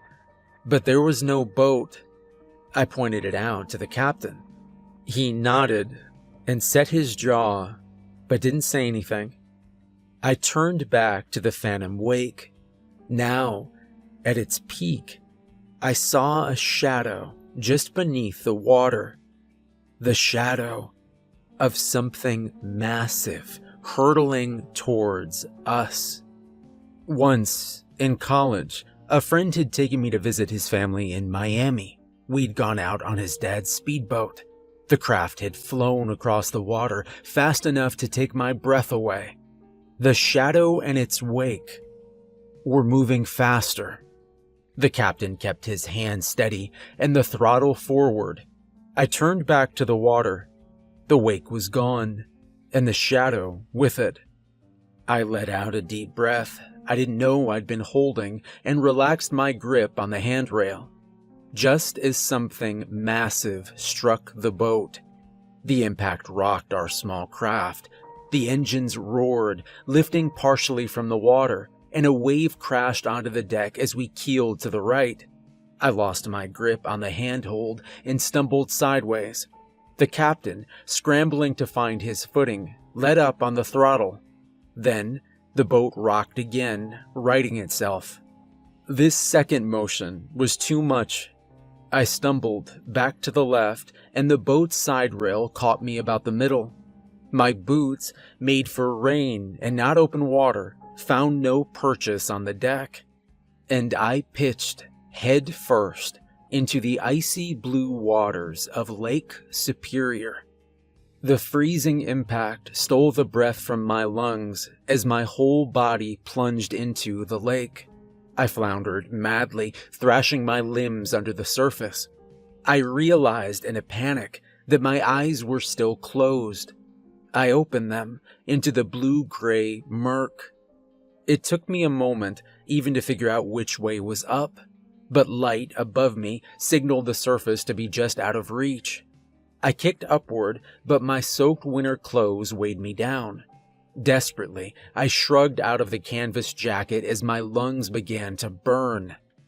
My lungs cried out for oxygen, and my entire body screamed at me to inhale.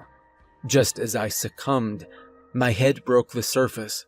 I gulped desperately, inhaling equal parts chilly November air and icy lake water. Spluttering, I fought to remain above water. After a moment, though, I stabilized, bobbing up and down in the freezing lake. I looked around. The boat and its captain were nowhere to be seen. I worked furiously to stay above water, and the rest of my clothing still weighed me down. I reached down and struggled to untie one boot, then the other. Numb fingers fumbled with the laces, and I had to kick intermittently to remain above water. Finally, though, I managed to rid myself of the heavy rain boots. Next, I shucked the corded sweater. I dunked my head under the water again to pull it off, plunging again under the freezing lake. With some effort, I managed to wrestle free of the heavy garment. I watched it sink slowly into the depths, and I remembered there was something in the water with me. Panic redoubled. Something brushed my foot. I splashed madly, and my limbs grew increasingly heavy with the effort. Then I spotted it. Again, a wake without a boat. But this time, closer. And at its crest, instead of a shadow, a hump of leprous gray hide poked through the surface of the lake. A tail, straight, broad, and muscular like an eel's, whipped the water to white froth, and while I couldn't see clearly, the creature appeared nearly the size of a city bus. It was headed straight for me. The beast dove. I fought to stay above water. Exhaustion and the icy cold sank deep into my bones. Never in my life had I been so thoroughly helpless. Between the fog and the water in my eyes, I could see nothing but my own thrashing limbs. I wasn't treading water now, just floundering madly and fighting the very lake around me. Water filled my mouth and I spluttered, hacking madly. Then it filled my nose, and I sank, and a shadow filled my vision below my kicking feet, rising from the depths, coming closer, slowly, inexorably, closer. And in the void I made out the glint of massive teeth, each nearly the size of a full-grown man, and a monstrous yellow eye with a black slit pupil. Then, suddenly, a splash from above and a brilliant light snapped me out of the daze. With my last ounce of willpower, I fought again to the surface. The red-white ring of a life preserver, illuminated in a brilliant beam, bobbed just out of reach. I thrashed and kicked toward the light. My fingers brushed it, but didn't grasp it, and I sank again beneath the surface. One more burst of effort. I drew deeply from reserves long depleted, and I got an arm through the hole. A powerful force yanked me through the water. I had nothing left. I allowed myself to be pulled like a rag doll through the lake. I opened my eyes. To the captain's wind-burned, ruddy face, he pulled me bodily on board, and as I lay on the soaking deck, unable even to stand, he throttled the small craft forward. I fought to my knees just in time to see an explosion of water in the spot where I had just been treading. The creature didn't remain above water for long, but in the moment before it dove again into below the icy lake, I stared deep into the slit of a single massive eye. An eye that looked somehow feline. Before I could process this bizarre feature, the beast was gone. Our craft tore away into the night, and I saw in the distance that we were approaching the park's edge. Like a line in the trees that I'd crossed at the border of Yellowstone, I couldn't identify just what it was. The water didn't look different. No rocks or buoys marked the limit. But from somewhere deep within my animal brain, I knew. And as we crossed the waterborne edges of Isle Royale National Park, I knew again that I was safe. I spared one last look toward the lake behind me, and in the distance, the gray mottled flesh of a massive tail, no longer thrashing, sank slowly into the depths. The cold set in. My fingertips began to turn blue, and my chattering teeth slowed. I remembered my father's long ago lessons that this was a bad sign. The captain didn't slow, even as we left the park boundaries. When we reached Copper Harbor, he passed me off immediately to the same ranger who had picked me up in Washington earlier that day. After a brief car ride to a grassy peninsula, I found myself shuffled through the door of a yellow brick lighthouse.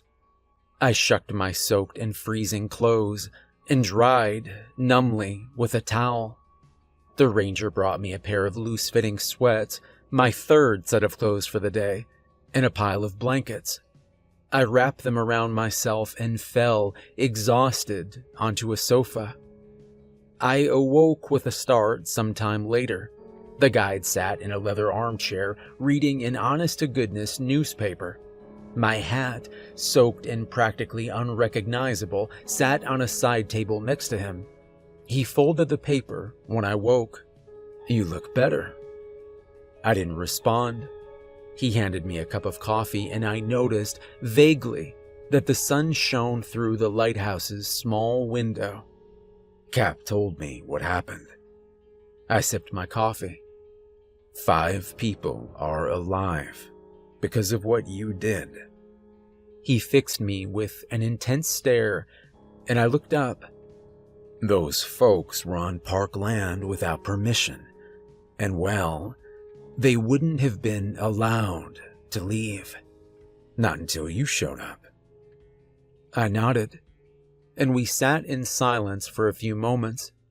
I sipped my coffee, and he looked mildly out the window. After a while, I asked the question that had plagued my mind since Yellowstone. "Why do those things come after me?" I stared into my coffee as I asked. "Can't say for sure." I searched the old man's worn features. "But if you want to hear what I think." He trailed off, then turned back to me. "I think it has something to do with your father." "My dad?"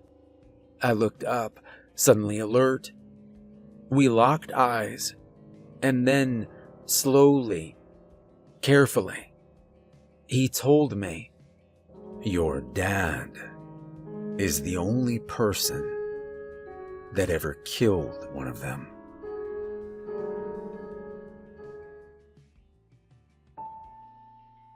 Mammoth Caves. "Your dad is the only person that ever killed one of them." I sank back into the sofa, coffee cooling and forgotten, as I processed the old guide's words. Then I said, "Tell me." And in his slow, careful croak of a drawl, he did. "Your old man and I were both members of the National Park Service Investigative Services Branch.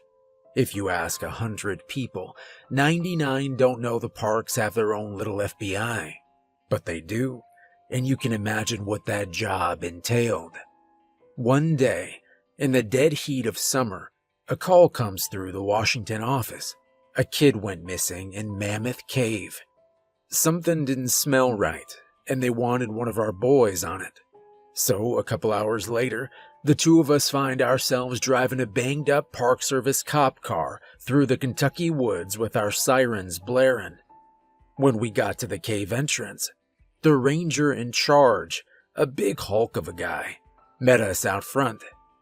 That place is eerie during the best of times, but that day was another story. There's this long concrete staircase that cuts down the hill into the mouth of the cave. Now, stairs in the woods are always a bad sign, but these, they look almost like the ground is swallowing the steps whole. On top of that, the place was crawling with rangers, and the entire scene gave me a bad feeling. "What did they tell you?" the big guy asks us, cutting right to the chase. Truth was, not much, so he filled us in. Robbie Abbott, 6 years old, he's on summer vacation, and his parents take him for a tour of the caves. He pointed to a young couple sitting on the stairs, all huddled together. The Abbotts go in around 10 a.m. At 11:10 a.m., Mrs. Abbott comes out panicked. She flags down the nearest ranger and tells him their boy went missing, and that Mr. Abbott is still inside looking for him. Ranger goes in at 11:15, comes out with Mr. Abbott, but no sign of the kid. Eventually, Mr. and Mrs. calm down, but it took a while. Once they start giving details, things stop adding up. According to the Abbotts, they were in a side cave just off the main path, and Mr. Abbott was holding little Robbie's hand. He turns to Mrs. Abbott, and while the two of them are chatting, he lets go for a minute. They turn back, and little Robbie is gone. No trace, like he melted right into the rocks. As we spoke, I could tell the Abbotts were listening in, so we thanked the big ranger and went over to the couple. The two of them seemed pretty broken up. They told us near exactly the same story they'd given the big guy. After doing a side path, the kid lets go of Mr. Abbott's hand, then he's gone without a trace. But the mom mentioned that their boy was wearing his brand new pair of red light-up shoes, which the ranger hadn't mentioned. Your dad and I talked privately for a minute. We agreed something seemed funny, but we decided to ask if they could show us the place where it happened.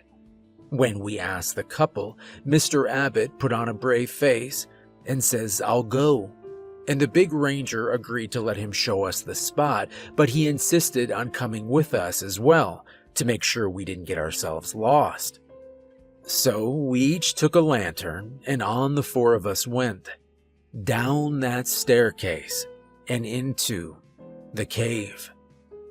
The guide paused here for a moment and sighed heavily. Then he stood and crossed the small living room to a corner cabinet. After rustling inside for a moment, he came away with a tall amber bottle. Still silent, he poured a few swallows of the stuff into his coffee, then returned, liquor in hand, to his place on the chair. He offered me the bottle. I was still cold to my bones from my trip to Isle Royale, so I accepted and poured a bit into my own mug. Then the old man continued. "I said earlier that the mouth of that cave is eerie in the best of times. Well, these weren't the best of times. The entrance looks like a big black hole in the earth, and it always seems to be dripping, even on a clear summer day like that one. It's always cool down there, chilly even, and for whatever reason there's always a breeze blowing out of the cave. Out of the cave, not into it. So when we went down those stairs into the earth, I had this creeping sensation like I was walking into my own grave." Once we got inside, Abbott and the ranger led us at a quick march through the caves. We took a right out of the entrance and ended up in a cavern so big they built a staircase in it. Thing goes back and forth in a zigzag 4 or 5 times. They call it the tower. The entryway in a lot of the more developed areas are hung with these electric lights, so the tower is lit up like the front, but gets darker as you go down.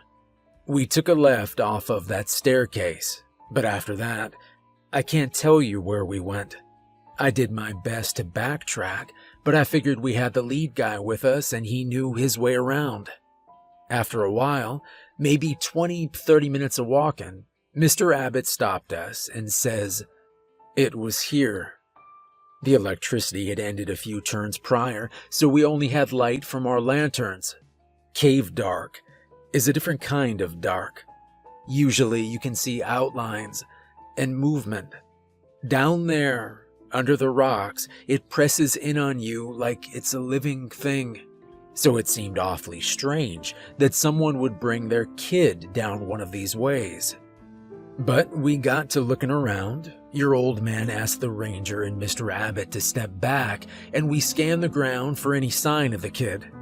But after at least half an hour of looking, the two of us hadn't turned up one trace of that boy. Your dad asked Mr. Abbott if he was positive this is where it had happened. He said he was quite sure. Then, after your dad asked the question, he turned back around and held his lantern up high. And Abbott got right up behind him, inches away. I can still see the picture, clear as I'm seeing you. The man had gone pale, ghost white, and his eyes. Some animals have this reflective layer behind their eyeballs. It's why you can see a cat's eyes in the dark. But humans don't have it. It's why you can get red eye in a camera flash. There's something behind our eyeballs, so the light goes right through, and you can actually see the capillaries and the blood. But when your dad held up that lantern, Abbott's eyes flashed yellow-green, like an animal's. My stomach dropped, but before I could say anything to your old man or even tell Abbott to back up, we heard something echoing around the cave. I shushed everyone, and we all waited, silent and huddled around. Then we heard it again. It was more clear the second time. "Hello." It was a high, panicked shout, like a lost little kid. It had to be Robbie. I'd all but forgotten about Abbott and his creepy eyes, so I called back. "Robbie," I yelled. "Robbie, we're here to help you." "Who's there?" The voice called out again, excited but still scared. "Robbie," I tell him, "we're park rangers. Your dad is here with us." I nudged Abbott and he called out too. He says, "Robbie, it's Dad. We're coming to get you. Keep yelling and stay where you are." And the four of us went deeper into the caves, following that voice. After a bit, through dark, in the distance, I spotted a pair of blinking, flashing, red lights just a few inches off the ground, like a little kid's light-up shoes. The four of us dashed toward them into the dark, but they kept getting farther away, like Robbie was running. We kept calling, though, and he kept answering. The ranger and Abbott got ahead of us. Abbott couldn't be slowed, and the ranger kept up with him. Your dad and I fell a bit behind as the two of them turned a sharp corner ahead of us. The tunnel had gotten tighter. We had to go one by one now, and the both of us were crouching down. But when we rounded the bend, we came right up on a big pile of rocks in our way. There was only a small gap, set a bit off of the ground, and we'd have to go through at an angle. I held up my lantern, but couldn't see much past the rocks. We called out, and the ranger's voice answered, "Through here." I tried to picture a big guy like him squeezing through that tiny gap, but I figured he had plenty of experience in the caves and didn't think much more about it. Then your dad says to me, "I'll go first." He didn't wait for me to agree. He just started climbing, and before I knew it, he'd squeezed right through that gap. I waited a beat. Then, from the other side, he gave a shout and I heard a clatter of rocks. I rushed to squeeze through after him and climbed up the rocks. I got my head and shoulder into the gap, then tried to use my feet to push the rest of my body through after. I wasn't sure I was going to make it, and for a moment I was properly stuck. My heart started going as the rocks felt like they were squeezing me, but after a beat, my uniform shifted, and I got through. It took me a moment to get my bearings on the other side. I held up my lantern, and the cavern was so big I couldn't see the walls. I thought I heard the rush of water somewhere nearby, but I can't be sure. Your dad was just ahead of the gap, and he had his lantern held up high, but he was just standing there. "Danny," I said to him, "what's going on? Do we have the kid?" He didn't answer. He was looking at something on the ground. So I came up next to him, and I saw what he was looking at. It makes my stomach churn just thinking about it. On the ground was the ranger, or parts of him. The only word I can think of to describe that mess was a pile. The ranger was in a wet, shredded pile on the cave floor. And on top of that pile, stacked neatly almost, was a pair of blinking red, light-up shoes. There was no sign of Abbott. I stopped and stood next to your dad and just stared for a minute, until a voice interrupted us. "Over here." It was the kid's voice again. but it echoed and bounced off the walls of the cavern so loud that I couldn't tell where it came from. Then again, but a different voice. "We're over here." Mr. Abbott's this time. I stepped deeper into the cave and pulled my flashlight from my belt, and I shined it all around that cave. Your dad made like he was going to answer, but I stopped him because my light hit something moving by the cave wall. I tried to follow it, but it lost me. Your dad kept his lantern up in one hand and pulled his own flashlight out in the other. He shined it all around the cave too, and then two things happened, one right after the other. First, the kid's voice called out again, "Hello?" And second, my light found what the voice came from. And it sure as hell wasn't Robbie Abbott. Clinging to the wall, high up in the cavern, was a pale white thing. Its body was long, shapeless, and fleshy, like some kind of overgrown maggot. It hung onto the wall with four thin, double-jointed arms that stuck to the rocks with these long, almost human fingers. And its face? It had two beady little black eyes on either side of a big round head, and in between them were two long, jagged slits. Nostrils, I assume. But most of that head was mouth. A giant mouth filled with needles for teeth. And when I shined my light over its eyes, they flashed yellow-green like an animal. And when it opened that mouth, Robbie's voice came out again and said, "Who's there?"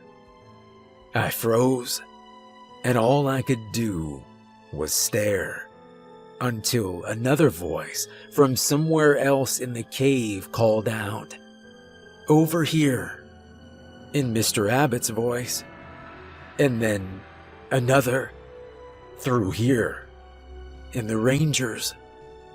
Then a chorus of voices sounded from all around us, louder and louder, echoing off the walls. I heard the Ranger, I heard Mr. Abbott, I heard little Robbie, and then I heard a woman shrieking loudly, "Where's my son?" And I heard the heaving sobs of a little kid. And I heard all three of those voices screaming, crying, and screeching through the caves like they were being torn apart. That was enough for me. I shouted at your dad, told him to go, and he did. I'd gone a little deeper into the cavern when I was shining my light around, and your dad was closer to the gap we'd come through. He bolted toward it. And around us, the skitter and crawl of fingers against rock seemed to come from every direction as those awful voices echoed and bounced off the walls. Your dad squeezed through the gap, and I followed him. I climbed up, and again I got my head and shoulders through, but I couldn't get my chest or my midsection past those rocks. I pushed off the walls again, but I couldn't get a good enough angle. The skittering sound and those echoing voices seemed like they were right behind me, and again the rocks felt like they were crushing me down. But your dad got a hold of my vest, and he yanked me right through, just when I felt the brush of fingers against my ankles. The both of us took off. I couldn't for the life of me remember where we'd come from, but your dad did, and we flew through those caves. All the while, that skittering sound and those voices wailing followed us, just on our heels. We reached the tower, and the both of us took the stairs two at a time. When we reached the entrance, I was breathing heavy, and whatever had chased seemed to be gone. I stopped, and for a second, I looked back into the cave, and I could swear I saw a pair of flashing yellow-green eyes right behind us. But I turned back around, and by then, your dad was already out of the cave and halfway to Mrs. Abbott. He says to her, "Ma'am, for your safety, you have to come with us." She protested, of course, asked where her husband was, where her son was. But your dad stayed quiet, and all he would say is, "Please come this way," while he marched her to the car and put her in the back. I wasn't quite sure what he was thinking, but I knew that I trusted your dad, and so I got in the passenger seat while he threw on the sirens, and we hightailed out of that park. Once we got going, she kept firing questions at us from back there. "Where are you taking me? Where's my husband? Where's my boy?" And we couldn't answer. But when we got close to the exit, with the ranger booth in the distance, she really started to lose it. She started screeching, started wailing. I tried to tell her to keep calm, that everything was going to be okay. By now, we were going about 60.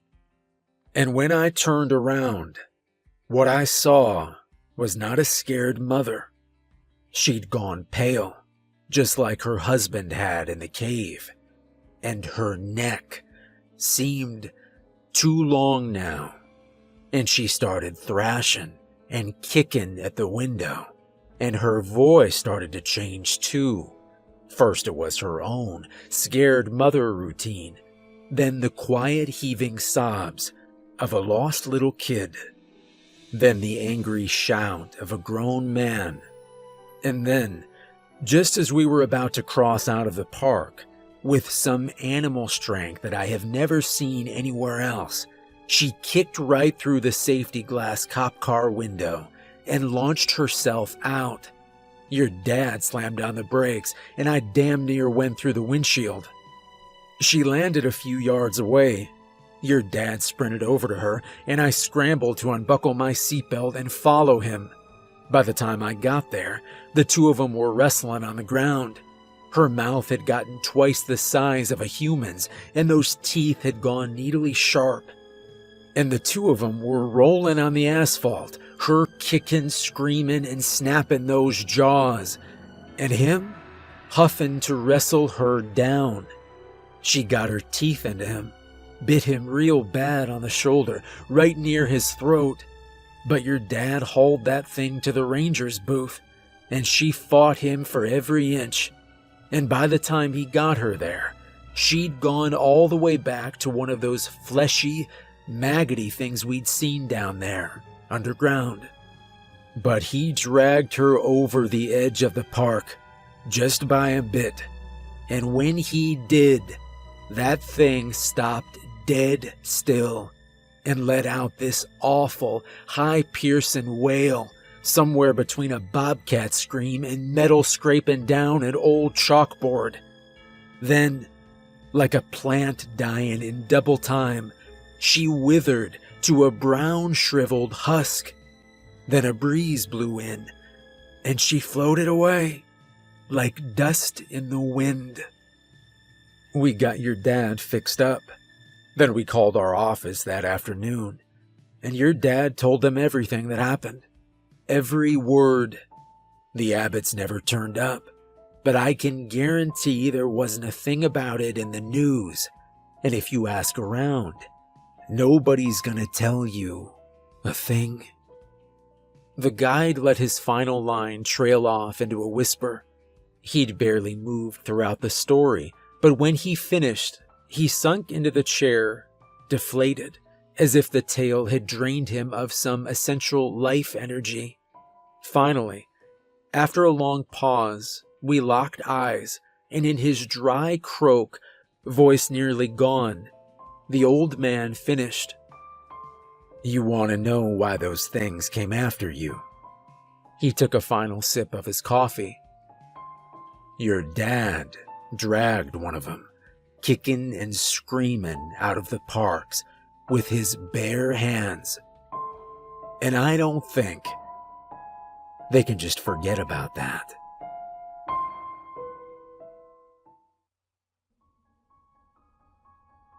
Yosemite.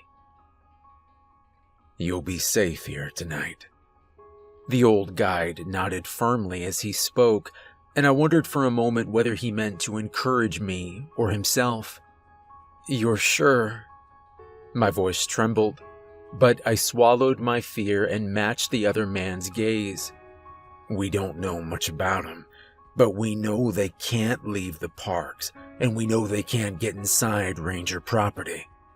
I thought for a moment about a too-tall bear standing outside my window in Shenandoah, and I nodded. I won't be back until the morning. He turned toward the ranger cabin's door, then paused for a moment with his hand on the knob. If we get those folks out of here, kid, it'll be because of you.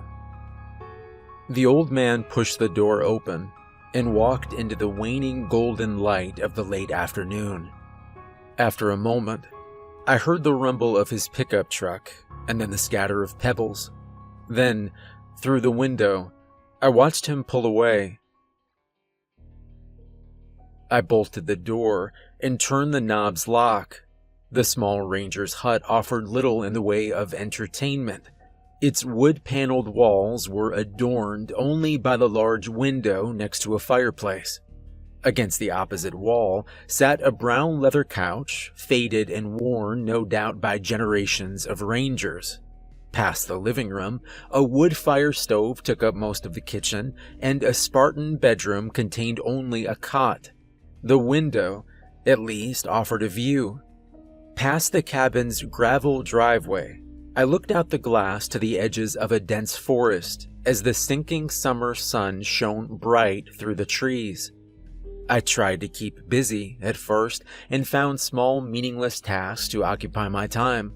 I set a fire in the fireplace, I chopped up some vegetables, I swept the cabin's already pristine floor. As I worked, I allowed myself to entertain the notion that perhaps the night would go on without disruption. But when I sunk into the faded couch with a book, I knew deep down I wouldn't be so lucky. I struggled to focus. Words seemed to dance around the pages, and I reread the same passages over and over. Soon I gave up and flipped open my computer. It came as no surprise that the little ranger cabin didn't have Wi-Fi, but in this part of the valley I had enough cell service to use my phone's hotspot. So I connected and scrawled half-heartedly through the news. It was, as it always seems to be these days, bad. Out of curiosity, I paged through the park websites. Across the country, they've been opening and closing to varying degrees, and with all sorts of conditions. It was this confused set of rules that brought me to Yosemite, and again to the parks. When the old guide called me, I'd not been surprised, more confused rather, that he hadn't called sooner.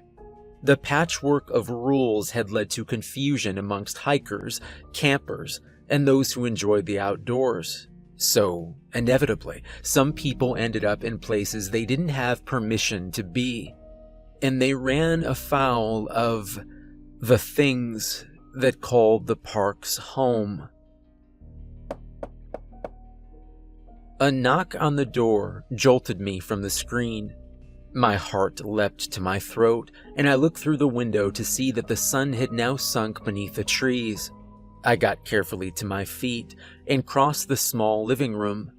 The knock came again. "Who's there?" I called through the door, and my voice again shook. "It's me, kid. Open up." The guide's croaking drawl sounded muffled and annoyed from the other side. I let out a deep breath, but as I reached for the bolt with my hand on the cool metal slider, I paused. The cabin's door didn't have a peephole, but through the window on the far wall where I'd watched him drive away, I saw no sign of the guide's aging pickup. And I thought of a bull elk's bugle echoing through Yellowstone. I pulled my hand from the bolt, and I stepped back. The voice came again through the door. "What's the holdup, kid?" Warily, I responded. "You were a guide in Wyoming. What was the name of the ranch?" There was a long pause from the other side. "You serious, kid?" The voice sounded exasperated now. It was still the guide's slow creaking drawl, but there was something ragged and strained about it. I stayed silent, unmoving by the door. Then, the voice came again, but different this time. No longer the guide's steady baritone. The voice sounded now like the impression of a human, performed by something that had heard people talk, but didn't have the right vocal cords to produce human speech. Or like the words were compiled from sound clips and played through whiny, rattling speakers. "Have it your way."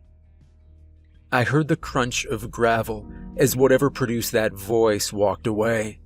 First, with the steady impact of 2 feet, then with the skittering scramble of several. I managed to steady my breathing and dropped back to the couch.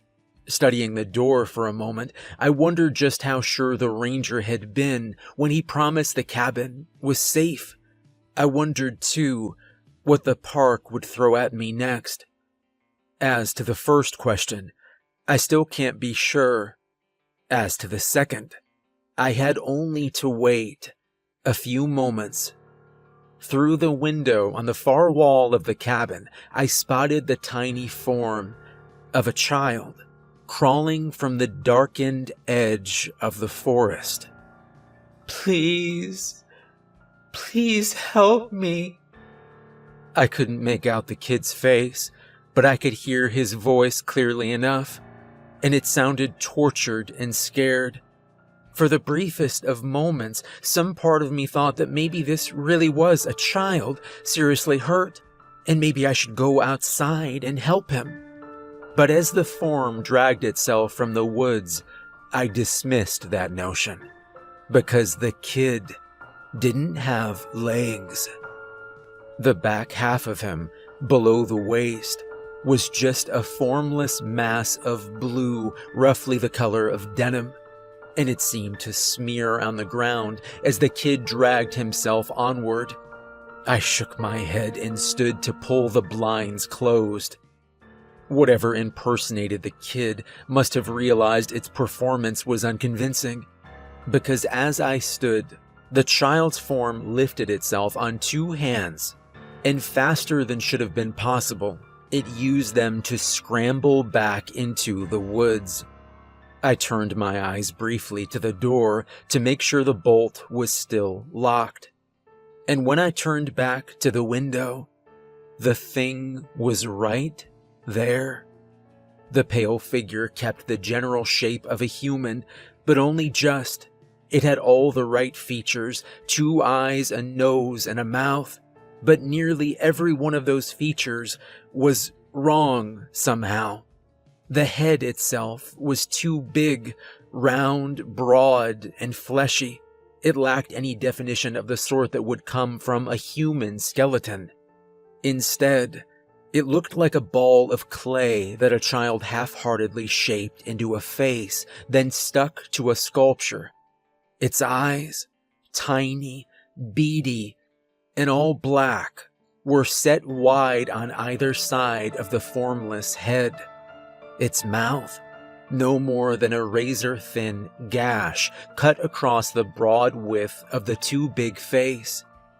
But its nose, somehow, was flawless, like the creature had mastered a single aspect of human anatomy and replicated it perfectly.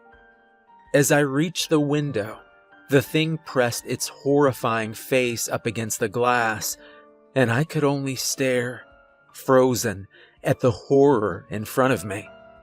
Then, all of a sudden, it snapped its head back towards the woods, towards something moving behind it. And I could swear that, just for a moment, it looked scared. Soon, I saw what had frightened the beast. From the ragged edge of the forest, what looked like a man emerged slowly into the light.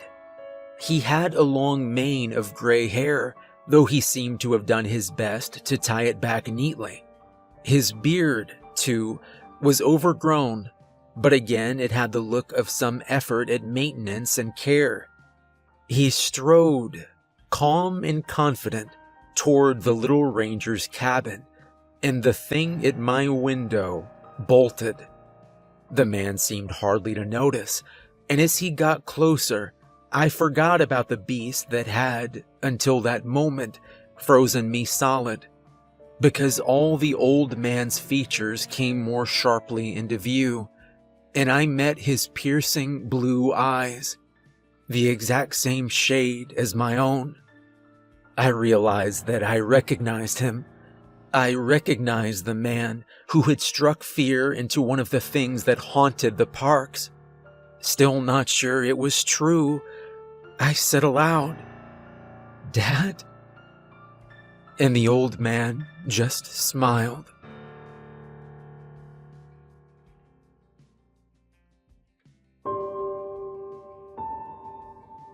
It was all too much to process. In a matter of minutes, I'd seen one of those things change from a tortured, mangled little kid to a horror show of a clay doll nightmare. Then my father, years since presumed dead, had wandered out of the forest and scared it away. He came around to the front door, wary still of those nightmares and their tricks. In a shaky voice, I tried desperately to come up with a question that only my dad could answer. "What'd you get me for my 16th birthday?" "A gray Forerunner," he answered calmly. "Does that thing still run?" I spluttered and tried to speak, but the words wouldn't come. Fortunately, the old man spoke again, and I didn't have to fill the silence. "Listen, I know every trick those things pull. If I was you, I probably wouldn't let me in either. So how about we sit and we talk? And if you decide I'm me and not one of them, you let me in whenever you please." Still at a loss for words, I nodded, and then realized that he couldn't see me, so I managed a pathetic, "Okay." I sunk down against the cabin door. Outside, I heard him do the same, and we sat like that for hours, just talking. I told him about my life, where I'd been, what I'd seen. At one point, I even grabbed my computer from its place on the couch and read him a few of my stories from the parks. And he told me a bit too. And I dozed off there, somewhere, and he did the same. I can hear his snores now through the door as I type out this post. Hearing that old man's wheezing again feels like traveling back in time to the late nights and weekend mornings of my childhood, to a simple, easy, happy time. Over those hours of conversation, I hadn't been sure. I hadn't been 100% positive. But when I heard those snores, I knew. And I know now. The man outside is my dad.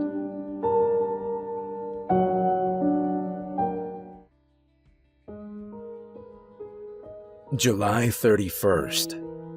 I suppose I should tell you, I'm not the kid that wrote this story. On here, he called me the guide, so I suppose you folks can call me that too. I read through most of what the kid wrote. He changed some details around. Mostly it seems like so nobody could figure out who he was. Everything else, though, it's all true. Sorry to say. You might have noticed I said was. See, when I came back today, ready to pick the kid up and talk about the lives he'd saved, the cabin was empty. No sign of the kid, and no sign of the old man. Only thing I found was a backpack with a change of clothes and his computer. So I guess it's up to me to finish the story. I wish I could tell you all just what happened to the kid, but I don't know. Maybe the person outside that door really was his old man. Maybe the two of them are off in the woods together now. But I don't think so. So if you ever go to Yosemite and you see a hiker with piercing blue eyes and a navy hat pulled down low, and if, when he talks to you, he talks in a deep rumbling voice, well, I think it's best if you don't answer. Because I can tell you this much. The national parks aren't just there to preserve nature.